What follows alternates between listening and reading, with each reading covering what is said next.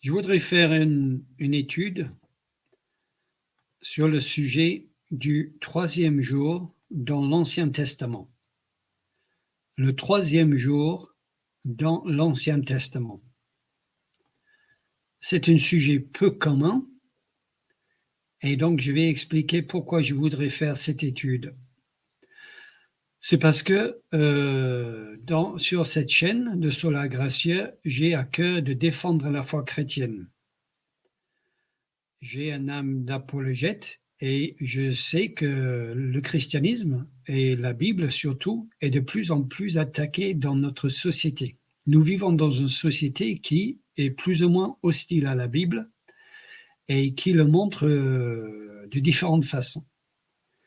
Et donc, mon but ici est de défendre la véracité de la Bible pour nous donner une confiance dans la Bible, une confiance accrue dans la Bible, pour montrer la belle cohérence de la parole de Dieu et aussi pour que nous ayons chacun une raison à donner pour l'espérance qui est en nous si on nous demande, comme nous dit la Bible. Donc voici la problématique, voici pourquoi je veux parler du troisième jour. C'est parce que dans 1 Corinthiens 15, que je vais montrer à l'écran ici, dans 1 Corinthiens 15, l'apôtre Paul parle de l'évangile. C'est une défense de l'évangile. Et donc, et surtout de la résurrection de Christ, n'est-ce pas, ce chapitre. Et au début du chapitre, il dit ceci. « Je vous rappelle, frères, l'évangile que je vous ai annoncé, que vous avez reçu, dans lequel vous avez persévéré, et par lequel vous êtes sauvés, si vous le retenez dans les termes où je vous l'ai annoncé, autrement vous auriez cru en vain. Je vous ai enseigné avant tout, comme je l'avais aussi reçu, que Christ est mort pour nos péchés, selon les Écritures. Il a été enseveli et il est ressuscité le troisième jour, selon les Écritures. Il est apparu à Céphas, puis aux 12.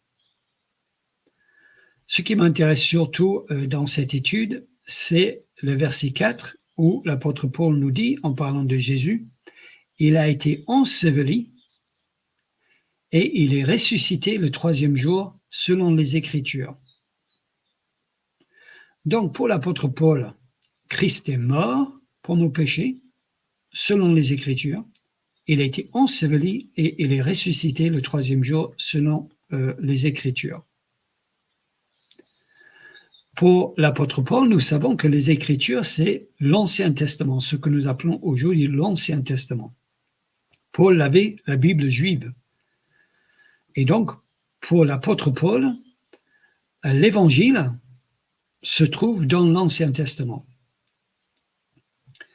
Et donc, soulève donc la question de nos amis musulmans et de nos amis juifs aussi. Au verset 4, l'apôtre Paul dit que Christ est ressuscité le troisième jour selon les Écritures. Le Christ est ressuscité le troisième jour selon les Écritures.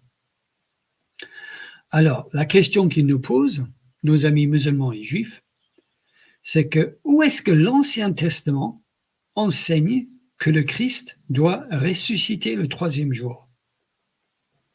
Où est-ce que l'Ancien Testament enseigne que le Christ doit ressusciter le troisième jour? Car l'apôtre Paul dit ici, au verset 4, que le Christ est ressuscité le troisième jour selon les Écritures. L'apôtre Paul aurait pu dire « il est ressuscité selon les Écritures », mais il ne dit pas ça. Il dit « il est ressuscité le troisième jour selon les Écritures ». Donc, pour l'apôtre Paul, les Écritures, c'est-à-dire l'Ancien Testament, enseignent que le Christ devait ressusciter le troisième jour. D'où la question donc, où est-ce que l'Ancien Testament enseigne que le Christ est ressuscité, ou le Christ devait ressusciter le troisième jour? Voici donc ma réponse à cette question, cette critique contre l'apôtre Paul et donc contre la Bible, contre le Nouveau Testament. Où est-ce que l'Ancien Testament enseigne que le Christ doit ressusciter le troisième jour? Voici ma réponse. Et ma réponse a 3 points. Voici donc mon premier point. L'Ancien Testament enseigne que le Christ doit ressusciter. Donc, établissons dès le début que l'Ancien Testament enseigne que le Christ doit ressusciter. Ensuite, on regardera la question du troisième jour. Mais pour l'instant, nous allons établir que l'Ancien Testament enseigne que le Christ doit ressusciter. Et là, nous allons à un autre passage de la Bible. Et là, je vais aller dans les Actes des Apôtres, chapitre 2. Et là, je vais regarder la prédication de Pierre, l'apôtre Pierre, le jour de la Pentecôte.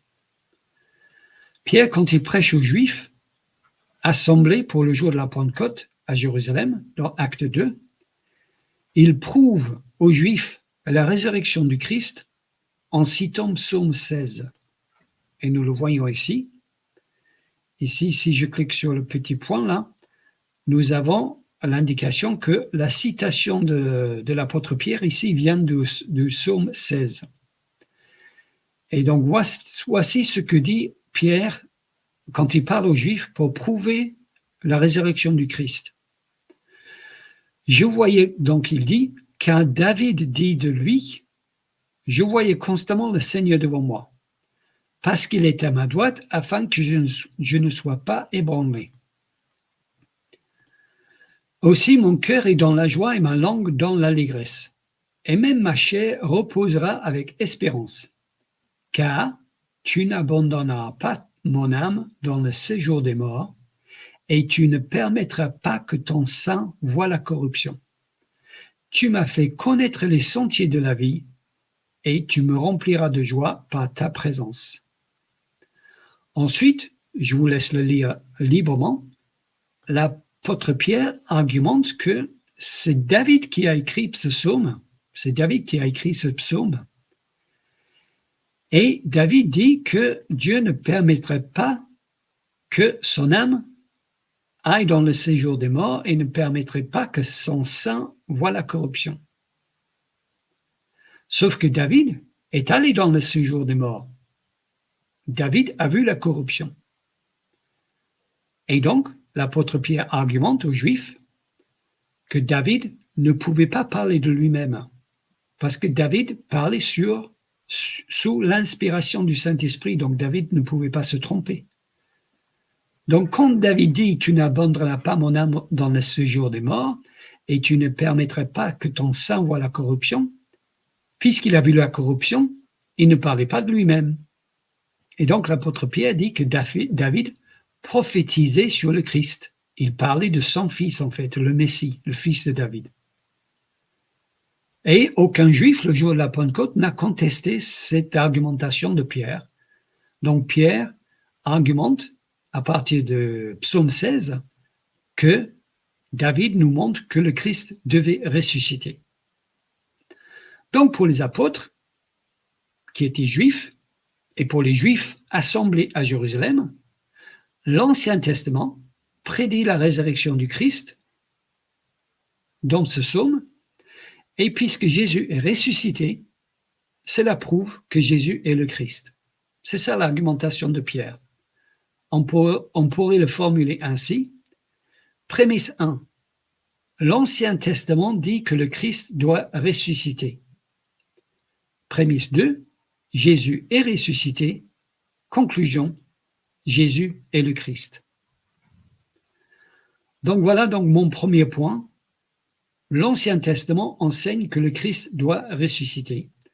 Et je me sens tout à fait à l'aise en utilisant cette argumentation-là parce que ce n'est pas la mienne, c'est l'argumentation de l'apôtre Pierre, rien que lui, qui argumente à partir de Psaume 16 et d'autres passages, mais c'est l'exemple que je donne ici, que l'Ancien Testament enseigne bel et bien que le Christ doit ressusciter. Donc, c'est mon premier point. Mais ce n'est pas ce que ce n'est pas ce que l'apôtre Paul dit dans 1 Corinthiens 15, n'est-ce pas? On va retourner pour être sûr. Dans 1 Corinthiens 15, au verset 4, Paul dit que Christ a été enseveli et qu'il est ressuscité le troisième jour selon les Écritures. Donc Paul ne dit pas qu'il est ressuscité selon les Écritures, mais il est ressuscité le troisième jour selon les Écritures. Donc la question reste, où est-ce que l'Ancien Testament enseigne que le Christ doit ressusciter le troisième jour?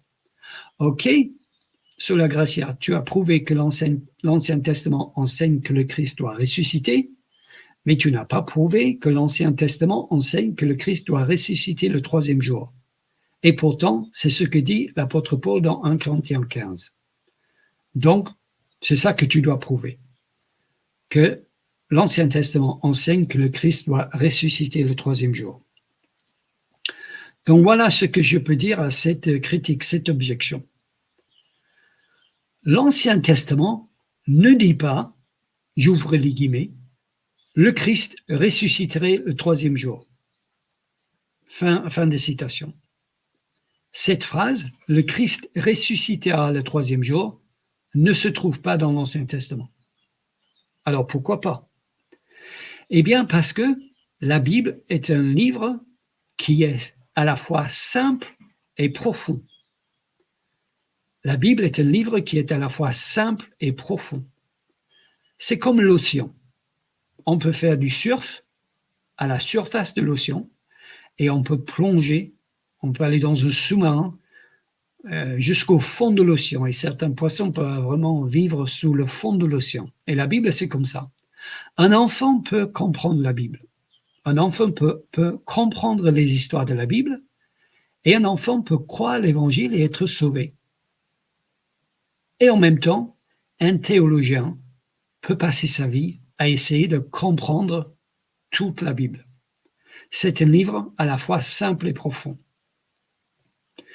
Et je pense que Dieu a fait ce livre comme ça parce que Dieu veut qu'on cherche. Dieu veut qu'on étudie. Dieu veut qu'on sonde les Écritures.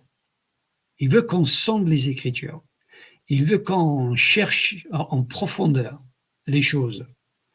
Je pense que la Bible peut être comparée à une mine d'or ou une mine de diamants. Effectivement, on peut trouver des pépites d'or à la surface, mais les pépites que personne n'a trouvées se trouvent au fond de la mine, n'est-ce pas? Et donc, je pense que Dieu veut qu'on sonde les Écritures. Et donc, je pense que c'est pour ça qu'on ne trouve pas la phrase « Le Christ ressuscitera le troisième jour » parce que Dieu veut qu'on sonde et qu'on étudie et qu'on trouve. Alors, quelqu'un pourrait me dire « Ah, c'est une belle théorie, tout ça sur la Gracia. Mais est-ce que tu as un verset de la Bible qui dit ça? Parce que pour l'instant, on n'a que ton avis là-dessus. » Eh bien oui, j'en ai un. Voici un verset de la Bible qui confirme ce que je dis. Proverbe 25, verset 2. La gloire de Dieu, c'est de cacher les choses.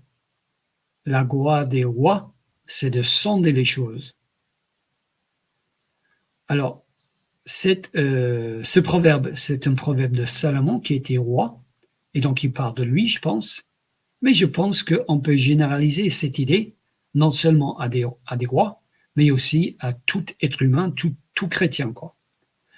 La gloire de Dieu, c'est de cacher les choses, et la gloire des rois ou la gloire des hommes, c'est de sonder les choses. Dieu cache des vérités dans la Bible, c'est une gloire pour lui de faire. Et ce qui est une gloire pour nous, c'est de trouver ce que Dieu a caché. Il y a une satisfaction spirituelle incroyable à trouver des pépites d'or enfouies au fond de la mine. Et donc, je pense que c'est pour ça que on n'a pas de phrase dans l'Ancien Testament qui dit que le Christ ressuscitera le troisième jour, parce que Dieu veut qu'on sonde. Dieu veut qu'on cherche. Dieu veut qu'on mène une investigation et on aille jusqu'au fond de sa parole pour trouver des vérités. Et je pense que ce que je dis est confirmé par le fait que Jésus disait à ses disciples, mais comment se fait-il que vous n'avez pas vu ça dans l'Ancien Testament? Parce que Dieu veut qu'on cherche. Donc, ce qui m'amène à mon deuxième point. L'Ancien Testament enseigne que le Christ doit ressusciter le troisième jour par la typologie biblique. L'Ancien Testament enseigne que le Christ doit ressusciter le troisième jour par la typologie biblique. Donc, je crois que l'Ancien Testament enseigne que le Christ doit ressusciter le troisième jour. Je le crois parce que l'apôtre Paul le dit. Et il est inspiré par le Saint-Esprit, n'est-ce pas? Mais je viens de dire que la phrase « le Christ ressuscitera le troisième jour » n'est pas écrite dans l'Ancien Testament. Alors, comment est-ce que l'Ancien Testament enseigne donc que le Christ doit ressusciter le troisième jour? Eh bien, il l'enseigne par la typologie biblique. Alors, c'est quoi la typologie biblique? C'est un nom un peu compliqué pour décrire quelque chose qui est assez simple. L'Ancien Testament, il y a des événements et des personnes dans l'Ancien Testament qui anticipent ou qui pointent vers Jésus et son œuvre. C'est ça la typologie biblique. C'est-à-dire qu'il y a dans l'Ancien Testament des événements et des personnes qui anticipent ou qui pointent vers Jésus et son œuvre. Je vais vous donner un exemple de ce que je veux dire. Un des exemples, c'est David et Goliath. David était un homme qui a vraiment existé, un berger. Et Goliath était un vrai géant, un Philistin qui a vraiment existé. Et ces deux hommes se sont vraiment livrés bataille et David a vraiment décapité Goliath. C'est un fait historique. Mais aussi, cette histoire est plus grande que David et Goliath. Cette histoire anticipe l'œuvre de Christ par la suite. Le fils de David qui viendrait et qui terrasserait, qui décapiterait spirituellement l'ennemi du peuple de Dieu, non pas Goliath, mais le diable. Christ a décapité le diable à la croix. Donc, l'histoire de David et de Goliath est une vraie histoire, un fait historique, mais cette histoire est plus grande que David et Goliath. Elle pointe vers, elle anticipe l'œuvre de Jésus sur la croix. Et il y a des dizaines d'autres exemples comme ça dans l'Ancien Testament. C'est ça la typologie biblique. C'est des événements et des personnes de l'Ancien Testament qui anticipent par leurs actions, qui pointent vers l'œuvre de Jésus dans le Nouveau Testament. Donc, je dis que l'Ancien Testament enseigne que le Christ doit ressusciter le troisième jour par la typologie biblique.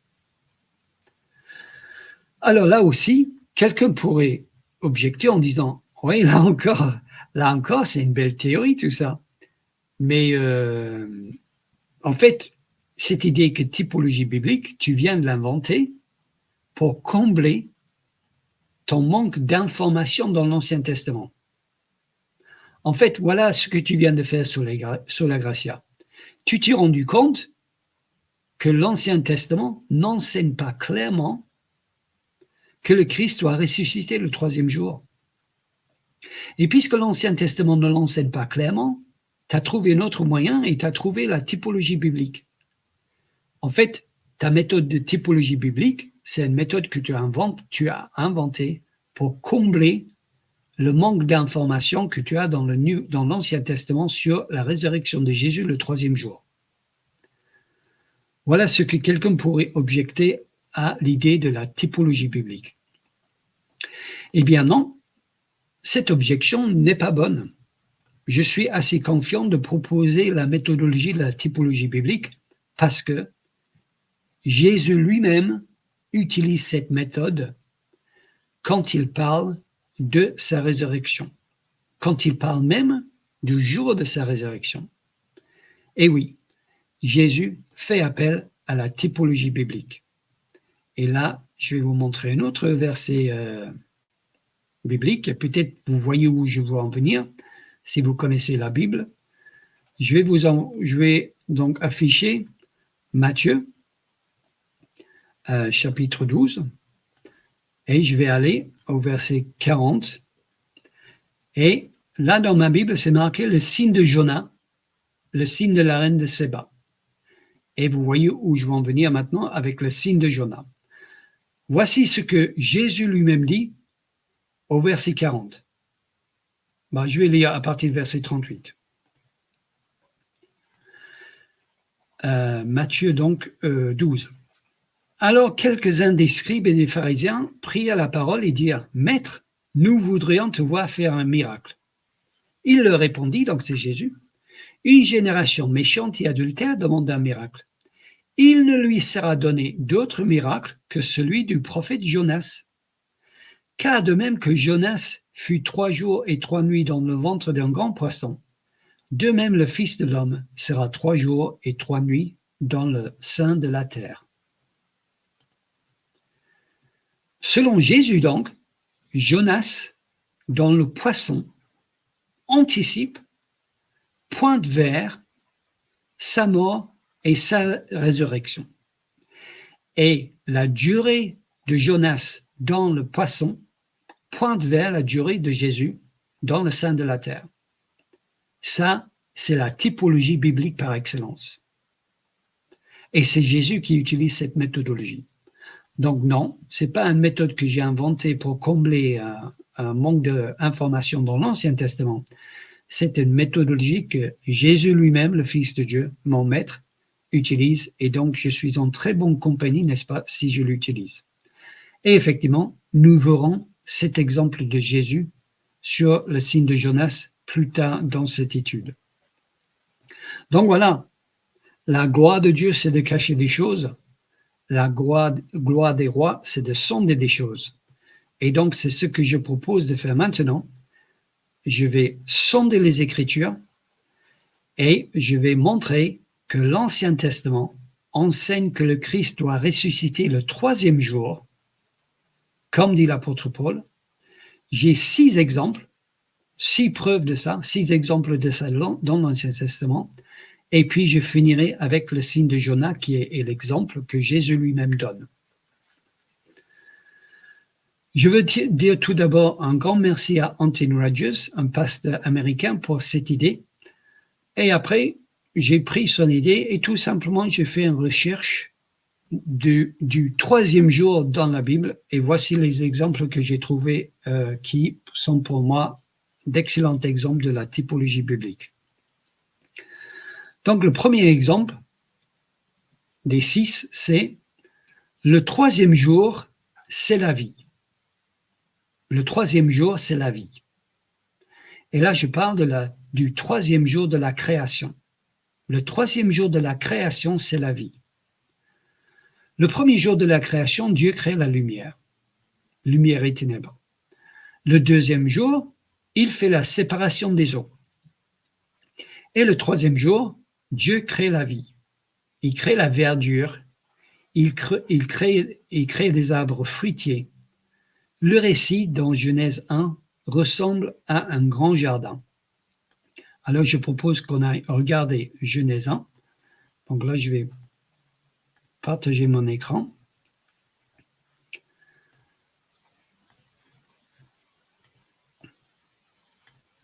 Et là, je vais taper Genèse 1.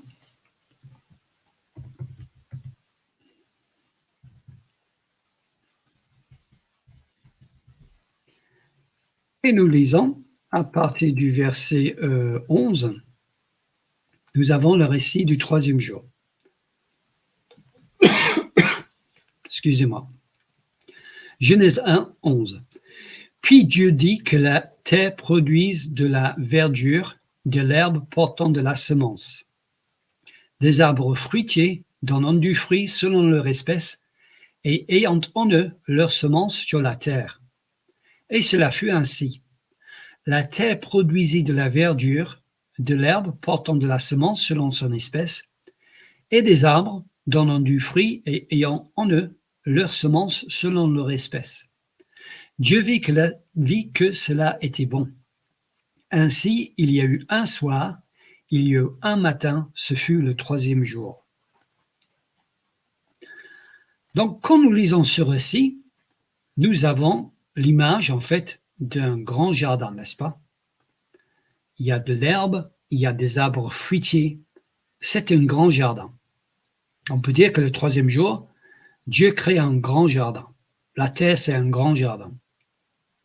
Et effectivement, nous savons que le thème du jardin est un thème important dans la Bible. Il y a déjà le jardin d'Éden qui va venir après. Ensuite, à la fin des temps, nous voyons dans l'Apocalypse un jardin au ciel, où il y a le fleuve de vie, où il y a l'arbre de vie qui guérit les nations.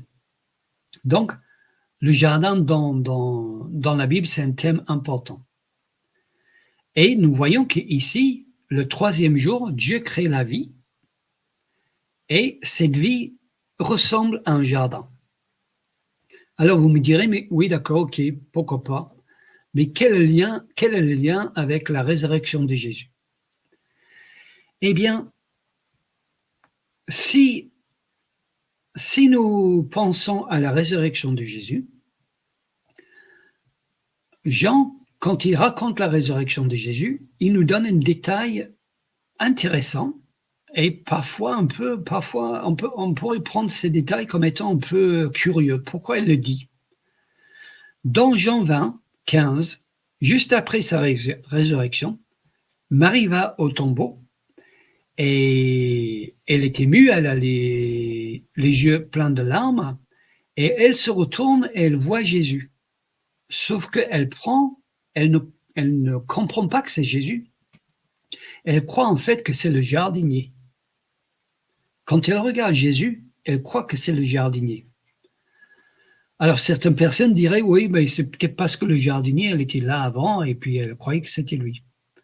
Mais c'est quand même intéressant que Jean nous donne ces détails, n'est-ce pas? Et il y a certains commentateurs qui disent qu'il est possible que Marie prend Jésus pour le jardinier parce que Jésus était en train de s'occuper du jardin. Jésus faisait un peu le travail d'un jardinier. Alors on pourrait dire, mais pourquoi Jésus ferait ça après sa résurrection? Eh bien parce que Jésus est le nouvel Adam. Il est le nouvel Adam, Jésus. Et il est venu restaurer ce que Adam a corrompu. Et Adam a corrompu un jardin, n'est-ce pas? Par son péché. Et après la terre tout entière. Et donc Jésus est revenu à rétablir ce que Adam a corrompu. Jésus est venu réussir là où Adam a échoué.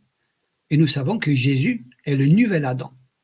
Et donc c'est une idée intéressante, n'est-ce pas, de penser que, puisque Jean nous donne ces détails, que Marie pensait que c'était le jardinier, peut-être en effet, Jésus faisait le travail d'un jardinier. Quoi qu'il en soit, ça c'est la spéculation biblique, mais qui a un fondement, je trouve. Hein. Quoi qu'il en soit, nous savons que le troisième jour, Dieu crée la vie, et cette vie ressemble à un jardin. Et je ne pense pas que c'est le hasard que Dieu décide de créer la vie le troisième jour, non pas le deuxième ou le quatrième, et que ce qu'il crée ressemble à un jardin. Et nous avons la référence à Jésus le jardinier dans l'évangile de Jean. C'est donc mon premier exemple. Deuxième exemple. La résurrection est annoncée le troisième jour.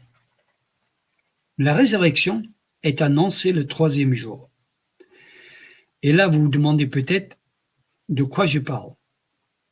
Eh bien, je parle de l'histoire d'Abraham et d'Isaac. Et je vais partager mon écran avec ça parce que c'est une histoire intéressante, n'est-ce pas? Et là, je vais aller dans Genèse 22. Voici donc Genèse 22. Et Genèse 22, c'est l'histoire du sacrifice d'Isaac. D'ailleurs, on a le titre à l'écran. Et ce qui m'intéresse pour aller vite, c'est Genèse 22, 4. Le 3e jour, donc voici la référence, le 3e jour, Abraham, levant les yeux, vit le lieu de loin. Et Abraham dit à ses serviteurs, restez ici avec l'âne. Moi et le jeune homme, nous irons jusque-là pour adorer et nous reviendrons auprès de vous. Voilà donc les 2 versets qui m'intéressent. Le 3e jour, Abraham, levant les yeux, vit le lieu de loin. Et Abraham dit à ses serviteurs, restez ici avec l'âne. Moi et le jeune homme, nous irons jusque-là pour adorer et nous reviendrons auprès de vous. Abraham dit, nous irons et nous reviendrons. Sauf qu'Abraham sait qu'il va là-bas pour sacrifier Isaac. Donc Abraham sait qu'à un moment donné, Isaac va mourir. Sauf qu'il dit, nous reviendrons. Donc, ici, le 3e jour, Abraham déclare à ses serviteurs qu'Isaac se présentera vivant devant eux. Le 3e jour, ici, Abraham annonce à ses serviteurs qu'Isaac se présentera vivant devant eux. Alors qu'Abraham sait qu'Isaac va mourir. Il annonce qu'il se présentera vivant devant eux. Et c'est pour ça que je dis que la résurrection est annoncée le 3e jour. La résurrection est annoncée le 3e jour. Et nous savons que, et là je vais aller dans Hébreux, nous savons que dans Hébreux 11,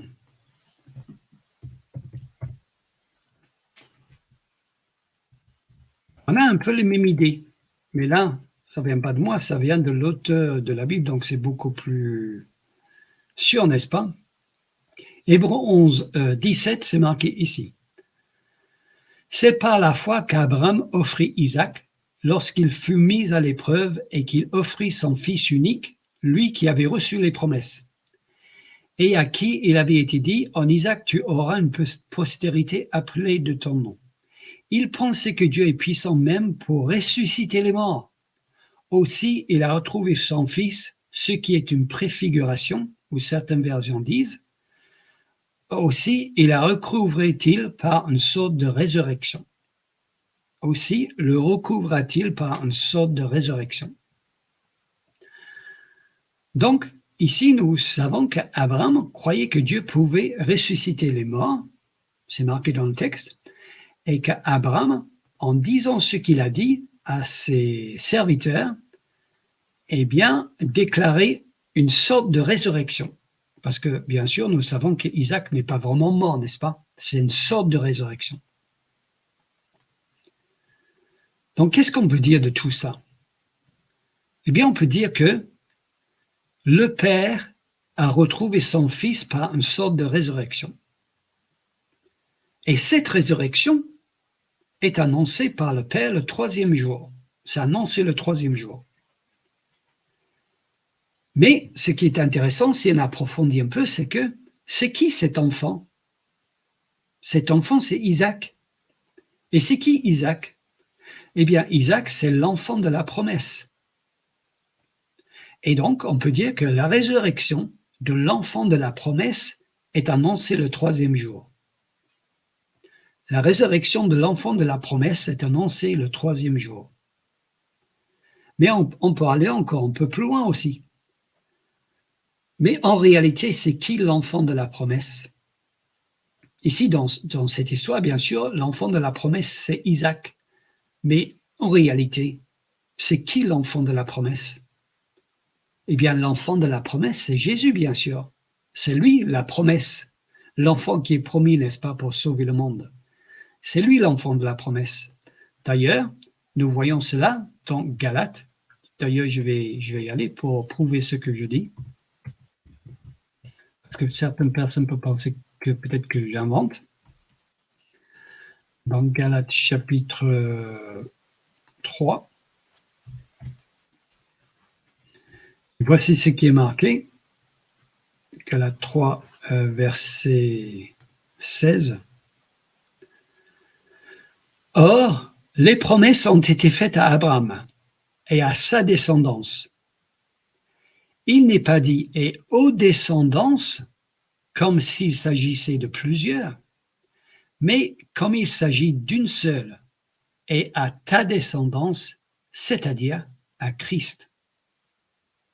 Ce passage nous dit que les promesses ont été faites à Abraham et à sa descendance, et sa descendance, en réalité, c'est Christ. En réalité, l'enfant de la promesse, c'est Christ, selon la Bible. D'ailleurs, c'est logique. Ce n'est pas Isaac qui nous a sauvés de nos péchés. C'est l'enfant d'Isaac, le Christ.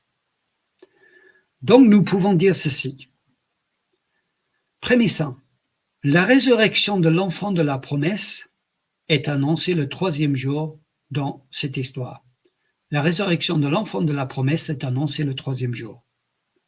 Prémisse 2. L'enfant de la promesse, c'est Jésus. Conclusion. La résurrection de Jésus est annoncée le 3e jour.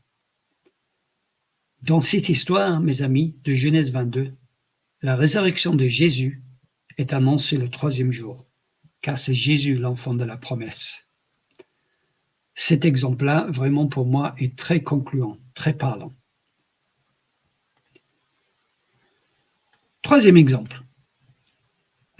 Il y a dans la Bible, à plusieurs reprises, des libérés de prison le 3e jour. Il y a des gens libérés de prison le 3e jour. Là, encore une fois, je ne pense pas que c'est un hasard. Toute parole est inspirée, n'est-ce pas? Donc Dieu n'a pas choisi par hasard que ces gens soient libérés le 3e jour. Donc je vais montrer une référence seule pour aller vite. Donc là, je vais aller dans Genèse 40. Et je vais partager mon écran après.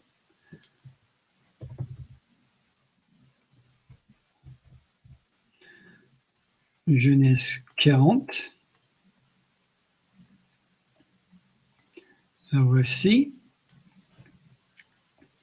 Et je vais trouver le verset 20. Donc c'est l'histoire de Joseph avec ses frères, n'est-ce pas? Non, ce n'est pas encore ses frères, ça c'est plus tard. C'est notre exemple. Ici, c'est l'histoire de Joseph en prison. Et donc, on a les rêves de celui qui porte le pain de Pharaon. Et ici, le rêve de celui qui porte la coupe pour Pharaon. Et au verset 20, nous lisons ceci. Le 3e jour, encore une fois, n'est-ce pas? Le 3e jour, jour de la naissance de Pharaon, il fit un festin à tous ses serviteurs. Et il éleva la tête du chef des échansons et la tête du chef des panetiers au milieu de ses serviteurs. Il rétablit le chef des échansons dans sa charge d'échansons, c'est pas facile à dire, pour qu'il mette la coupe dans la main de Pharaon, mais il fit pendre le chef des panetiers selon l'explication que Joseph leur avait donnée. Alors, là aussi, c'est intéressant, n'est-ce pas? C'est pas le point que je vais aborder ici, mais c'est difficile de passer à côté sans le dire. On a celui qui porte le pain qui est tué. N'est-ce pas? Ça nous fait penser au pain de la vie qui est tué. Mais ce qui m'intéresse dans ce passage, c'est le verset 20. Le 3e jour, jour de la naissance de Pharaon, donc, il éleva la tête du chef des échansons, il rétablit le chef des échansons dans sa charge d'échansons, pour qu'il mette la coupe dans la main de Pharaon. Donc, le 3e jour, le chef des échansons est libéré de prison. Le 3e jour, le chef des échansons est libéré de prison. Et ce qui est intéressant ici, c'est que qu'est-ce qu'il fait, ce monsieur-là? C'est quoi son travail? Eh bien, il porte la coupe du vin. C'est lui qui tient la coupe contenant le vin. Et le 3e jour, il retourne dans la cour royale, portant la coupe avec le vin. Eh bien là, je trouve que c'est une belle image de notre Seigneur qui fait le coupe de la nouvelle alliance, n'est-ce pas? Et il retourne dans la cour royale le 3e jour. Donc, je trouve aussi que c'est une belle typologie. Les deux autres exemples, je ne vais pas vous montrer le texte biblique, juste pour aller un peu plus vite, mais je le cite et vous pouvez chercher. Toujours dans l'histoire de Joseph, Genèse 42, verset 18, Joseph sort ses frères de la prison et les libère le 3e jour. Pour rappeler l'histoire, les frères sont accusés de vol, ils sont emprisonnés, et Joseph les sort de la prison le 3e jour. Et pourquoi est-ce que Joseph sort ses frères de la prison? Ils sont libérés pour qu'ils retournent vers le Père. Le 3e jour, les frères sont libérés pour qu'ils retournent vers le Père. Et ça, je trouve que c'est une belle image de la résurrection de Jésus le 3e jour. Il est libéré de sa prison pour qu'il retourne vers son Père. Et un autre exemple, c'est 1 Samuel 20, David, qui se cache de Saül, le roi. David sort de sa cachette le 3e jour et est accueilli par Jonathan, avec qui il fait une alliance. Et puis, il laisse Jonathan. Ça aussi, je trouve que c'est une image de Jésus qui sort de sa tombe le 3e jour, ayant fait alliance avec son peuple par son sang, sa mort et sa résurrection. Et puis, il laisse son peuple, qu'il aime, comme David aimait Jonathan, il laisse son peuple pour retourner au Père. Toutes ces images sont belles, mais surtout, je trouve que celui qui porte la coupe dans le vin et qui retourne dans la cour royale de Pharaon, c'est une belle image de Jésus. Et tout ça, tous ces gens sont libérés de prison le 3e jour. C'était mon 3e point. 4e point. Dieu se présente à son peuple dans sa gloire le 3e jour. Dieu se présente à son peuple dans sa gloire le 3e jour. Et là, je parle de l'alliance que Dieu fait sur le mont Sinaï. Et là, je vais vous montrer le texte. Donc là, c'est dans Exode 19. Donc là, je vais aller sur Exode 19. Et je vais vous montrer ça à l'écran.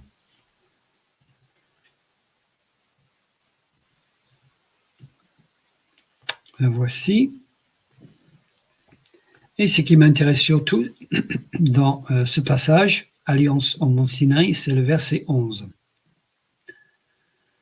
Je commence à partir du verset 10. Et l'Éternel dit à Moïse, va vers le peuple, sanctifie-les aujourd'hui et demain qu'ils lavent le vêtement, qu'ils soient prêts pour le 3e jour. Car le 3e jour, l'Éternel descendra aux yeux de tout le peuple sur le mont Sinaï. Donc là, je vous laisse lire au 3e jour le matin, ainsi de suite, des coups de tonnerre, des éclairs, donc la gloire de Dieu sur le mont Sinaï, tellement spectaculaire que le peuple est épouvanté, n'est-ce pas? Donc, Dieu se présente à son peuple dans sa gloire le 3e jour. Donc, on peut dire, Dieu dans sa gloire vient à la rencontre de son peuple le 3e jour. Là aussi, pour moi, ce n'est pas un hasard que c'est mentionné le 3e jour. Je pense que c'est fait exprès, et je pense que c'est fait exprès à cause de la typologie biblique. On est censé comprendre quelque chose. Et nous pouvons faire le lien avec Jésus glorifié se présente à ses disciples le 3e jour. Dieu dans sa gloire vient à la rencontre de son peuple le 3e jour. Jésus glorifié se présente à ses disciples le 3e jour. Là, pour moi, il y a un vrai parallèle qui est fait dans les Écritures. C'est ça la typologie biblique. 4e exemple. Une guérison importante le 3e jour. Il y a une guérison importante le 3e jour. De quoi je parle? Eh bien, je parle d'un roi qui est mourant, mais qui est guéri pour qu'il puisse monter à la maison de l'Éternel le 3e jour. Un roi qui est mourant, mais qui est guéri pour qu'il puisse monter à la maison de l'Éternel le 3e jour. Là, je pense que vous voyez où je veux en venir avec ça, n'est-ce pas? Et là, je vais aller dans 2 Rois,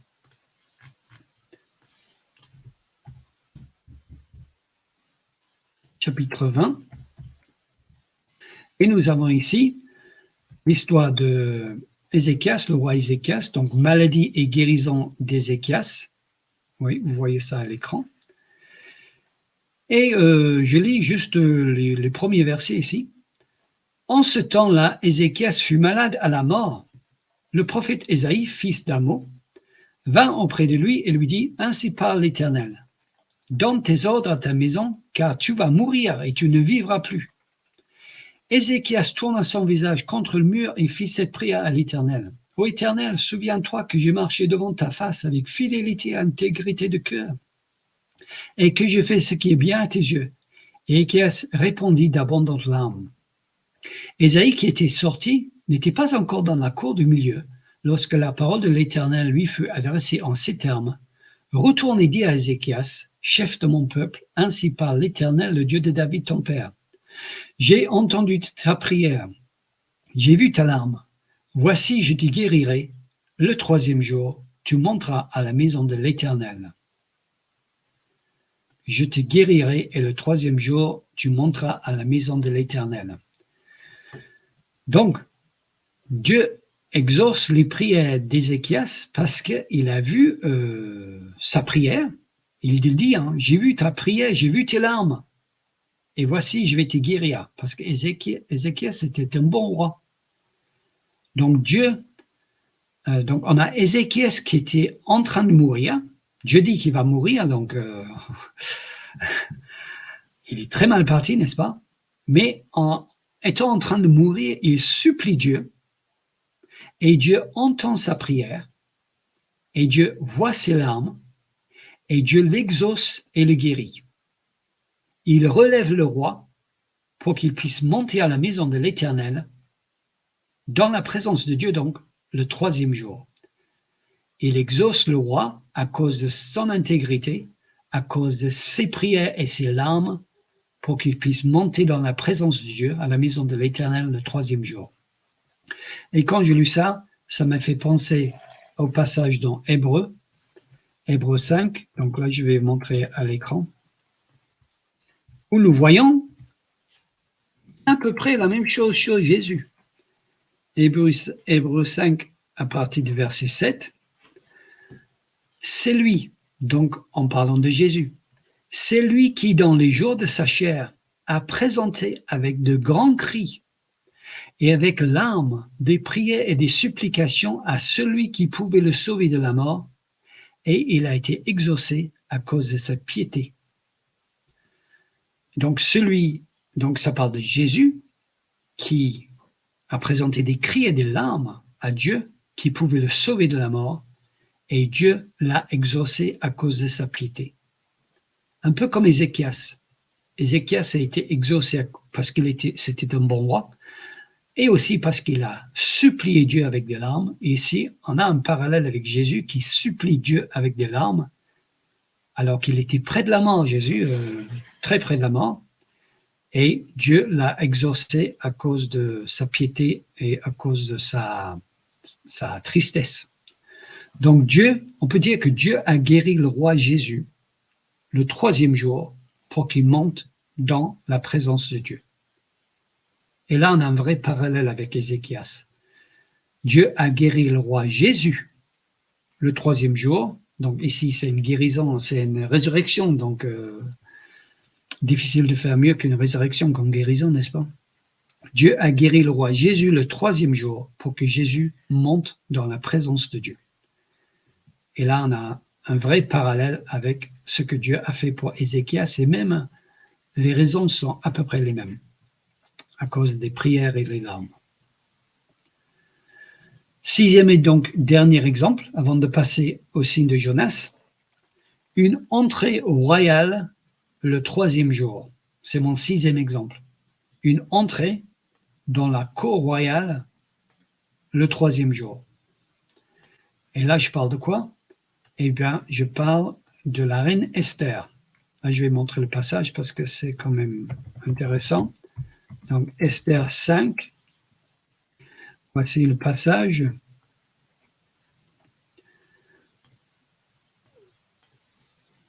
Esther 5, dès le début. Donc, le titre « Esther devant le roi, festin pour Ahasuérus et Aman ». Le troisième jour, Esther mit ses vêtements royaux et se présenta dans la cour intérieure de la maison du roi. Devant la maison du roi, le roi était assis sur son trône royal dans la maison royale en face de l'entrée de la maison. Je ne vais pas lire tout le reste, mais vous verrez que le roi fait entrer Esther dans sa cour. Esther s'approchait à toucher le bout du sceptre. Donc Esther entre dans la cour royale le troisième jour. Et nous voyons ici que Esther rentre dans ses vêtements royaux. C'est-à-dire que Esther, le troisième jour, elle rentre dans la présence du roi, et elle rentre dans la présence du roi dans sa splendeur. Donc déjà, c'est intriguant, n'est-ce pas? Esther rentre dans la présence du roi, dans la cour royale, dans sa splendeur le troisième jour. Mais ce qui est encore plus belle, ce qui est encore plus beau, plus prenant, c'est que la raison pour laquelle Esther rentre dans la cour, pourquoi est-ce que Esther va devant le roi? Eh bien, elle va pour intercéder pour son peuple. Esther rentre dans la cour royale pour intercéder pour son peuple. Esther va pour sauver son peuple qui est en danger de mort. Son peuple est menacé de mort et Esther rentre dans la cour royale le troisième jour pour intercéder pour son peuple. Et ça, je trouve qu'on a une belle image de l'œuvre de Christ qui, une fois ressuscité le troisième jour, entre dans sa splendeur, dans la présence de Dieu lui-même, pour intercéder pour son peuple. Jésus intercède pour nous aujourd'hui. Et je trouve que cette image est vraiment magnifique. Donc voilà donc mes 6 exemples, comme quoi l'Ancien Testament enseigne que le Christ doit ressusciter le troisième jour par typologie biblique. Par typologie biblique. Ça demande des études, ça demande une certaine recherche, n'est-ce pas? Mais si on fouille, si on cherche, si on sonde les Écritures, on trouve qu'il y a des parallèles, des points en commun vraiment très forts qui ne sont pas des coïncidences entre ce qu'ont fait ces personnes et la résurrection de Jésus le troisième jour. Et donc, mon dernier point, mon troisième point, c'est le signe de Jonas, parce que ici nous avons l'exemple de Jésus, donc l'exemple parfait de la typologie biblique. J'en ai déjà parlé un peu, mais je voudrais revenir à cet exemple parce que c'est l'exemple qui est donné par Jésus lui-même, donc difficile d'avoir mieux. Et aussi, on peut dire quelque chose d'autre sur cet exemple. Donc, je vais repartager mon écran. Donc là, se trouve dans Matthieu 12. Et donc, le signe de Jonas qui se trouve je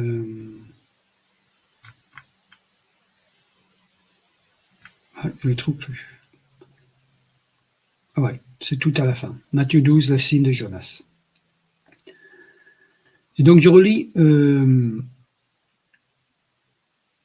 verset 39. Une génération méchante et adultère demande un miracle, il ne lui sera donné d'autre miracle que celui du prophète Jonas.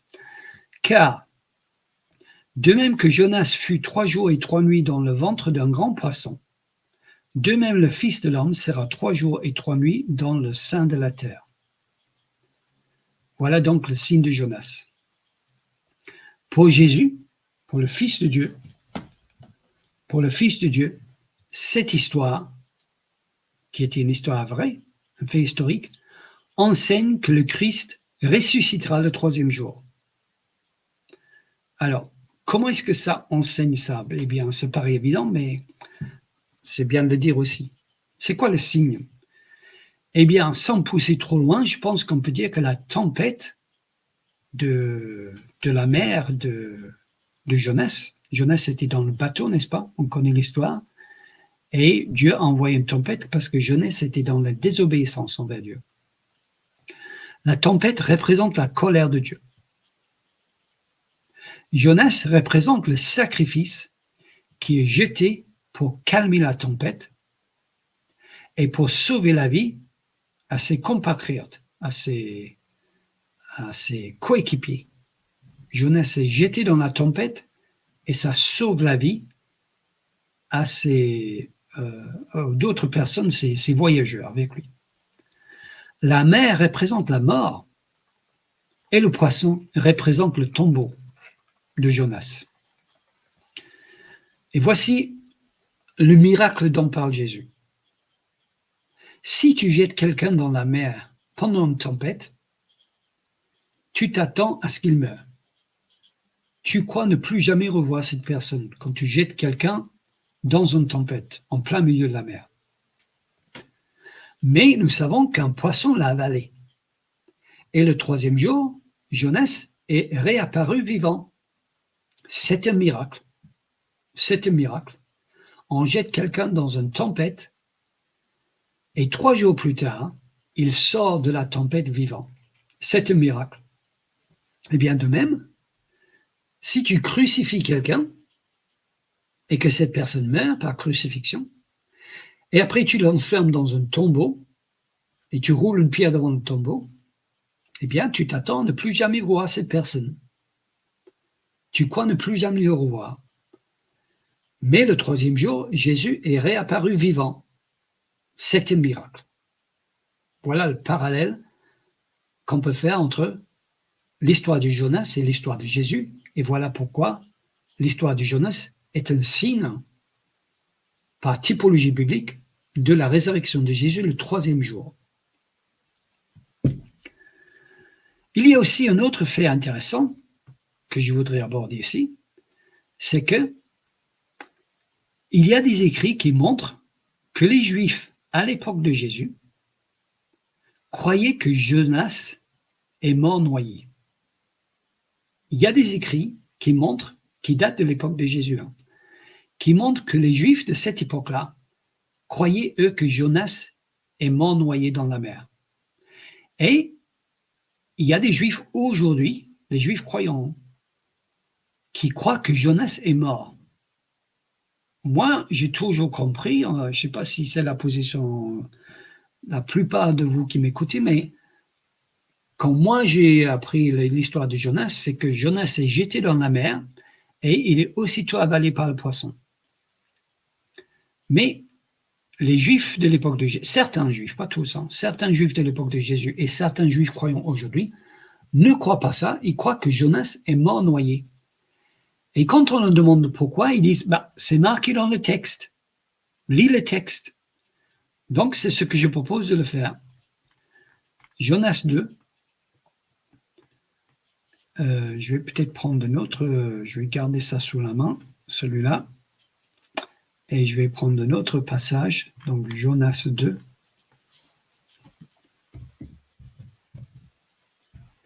Et je vais prendre la version second 21 parce que c'est plus... là, je suis pas là. C'est plus parlant. La version second 21 est plus parlant pour ce que je veux montrer. Donc là, je change de version et je vais sur la version second 21.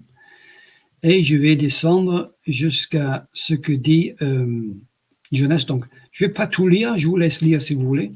Mais ce qui m'intéresse, c'est à partir du verset 6. Voilà ce que dit Jonas. L'eau m'a couvert jusqu'à m'enlever la vie. L'eau m'a couvert jusqu'à m'enlever la vie. L'abîme m'a enveloppé. Les algues sont roulées autour de ma tête. Je suis descendu jusqu'aux racines des montagnes. Les verrous de la terre m'ont fermé pour toujours. Mais tu m'as fait remonter vivant du gouffre, éternel mon Dieu. C'est vrai que quand on lit ce passage-là, ces 5 lignes-là, on a l'impression que Jonas n'a pas été avalé par le poisson immédiatement parce que l'eau m'a couvert jusqu'à mon lever la vie. L'abîme m'a enveloppé, les algues s'enroulaient autour de moi, je suis descendu jusqu'aux racines des montagnes. Là, Jonas, il est au fond de la mer. Il est au fond de la mer, il a coulé. Il a coulé et il est au fond, aux racines des montagnes, et les algues sont autour de sa tête. Et donc, les Juifs disent, il est mort noyé. Et puis, mais tu m'as fait remonter vivant du gouffre, éternel mon Dieu. Donc, ce qu'il dit, c'est que Jonas était sur le fond de la mer, mort noyé, et Dieu l'a ressuscité, il l'a fait remonter et il l'a fait avaler par un poisson pour qu'il puisse survivre 3 jours dans le poisson.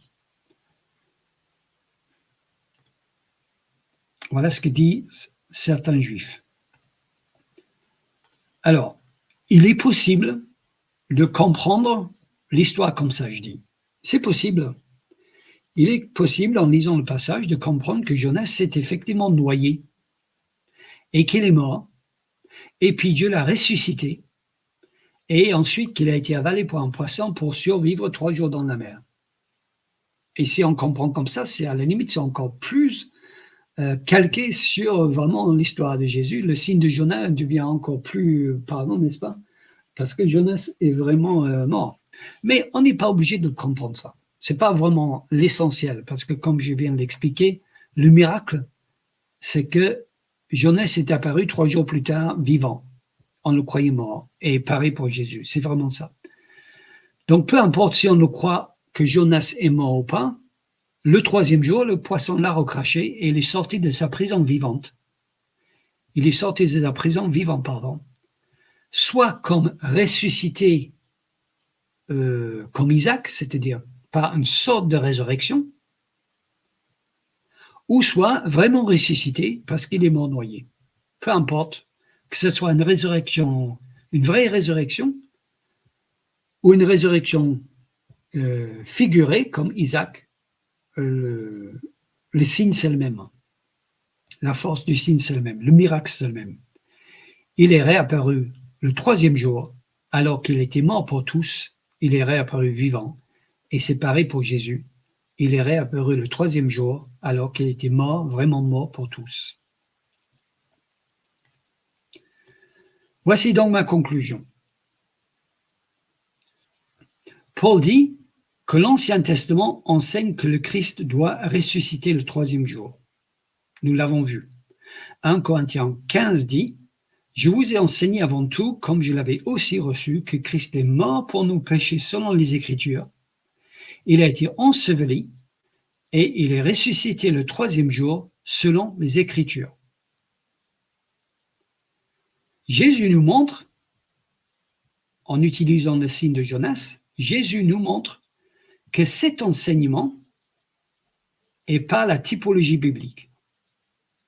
Jésus nous montre que cet enseignement, que Jésus est ressuscité le 3e jour selon les Écritures, qu'en fait, l'enseignement des Écritures que le Christ doit ressusciter le 3e jour, l'enseignement n'est pas typologie biblique. C'est Jésus qui nous montre que c'est comme ça en utilisant le signe de Jonas pour prouver qu'il ressusciterait le 3e jour. Donc oui, pour la raison, bien sûr pour la raison. Le Saint-Esprit a laissé des indices dans l'Ancien Testament pour indiquer à l'étudiant méticuleux de la parole de Dieu que le 3e jour est un jour important pour Dieu. Oui, le Saint-Esprit a laissé des indices dans l'Ancien Testament pour indiquer à l'étudiant méticuleux de la parole de Dieu que le 3e jour est un jour très important pour Dieu. Le 3e jour, c'est la vie. Et nous avons le lien entre le jardin que Dieu a créé et le jardinier après la résurrection. Le 3e jour, c'est l'annonce de la résurrection de l'enfant de la promesse. Le 3e jour, c'est la libération de la prison pour celui qui tient la coupe avec le vin et pour David. Et nous savons que le fils de David allait sortir de sa prison le 3e jour. Le 3e jour, c'est le jour où Dieu se présente à son peuple dans sa gloire. Le troisième jour, c'est la guérison d'un roi pour qu'il entre dans la présence de Dieu. Le troisième jour, c'est l'entrée royale pour intercéder pour son peuple. Et le troisième jour, c'est la résurrection, vraie ou figurative, de Jonas le prophète. Et tous ces signes pointent vers le troisième jour, la résurrection de Jésus. Donc je pense que j'ai prouvé, en prenant comme base le signe de Jonas qui est donné par Jésus et qui montre que le Christ devait ressusciter le troisième jour, qu'il y a beaucoup d'autres exemples, moi j'en ai pris 6, beaucoup d'autres exemples dans l'Ancien Testament qui montrent que le Christ devait ressusciter le troisième jour par typologie biblique. Et donc, quand l'apôtre Paul dit qu'il est ressuscité le troisième jour selon les Écritures, bien sûr, il a raison. Paul connaissait les Écritures et Paul avait compris que l'Ancien Testament enseigne par typologie biblique que le Christ doit ressusciter le troisième jour. Donc voilà, j'espère que cette étude a été utile. J'espère que ça va nous aider à donner une raison pour l'espérance qui est en nous, surtout à nos frères, à nos amis, musulmans et juifs, qui pointent souvent ce verset de Paul comme étant une erreur dans la Bible. Je viens de prouver que ce n'est pas une erreur. Pour nos amis juifs, la Bible enseigne bien que le Christ doit ressusciter le troisième jour. J'espère que ça nous donne une confiance renouvelée dans la parole de Dieu et j'espère avoir montré aussi la belle cohérence de la parole de Dieu. C'est-à-dire que ce n'est pas des coïncidences que Dieu a placées dans sa parole. Il y a une belle cohérence entre l'Ancien Testament et le Nouveau Testament et Dieu a mis des pépites d'or des pépites d'or dans l'Ancien Testament qui révèlent des réalités dans le Nouveau Testament. Et ça montre que vraiment la Bible est un livre magnifique. J'espère que cette étude vous a encouragé et que le Seigneur vous bénisse.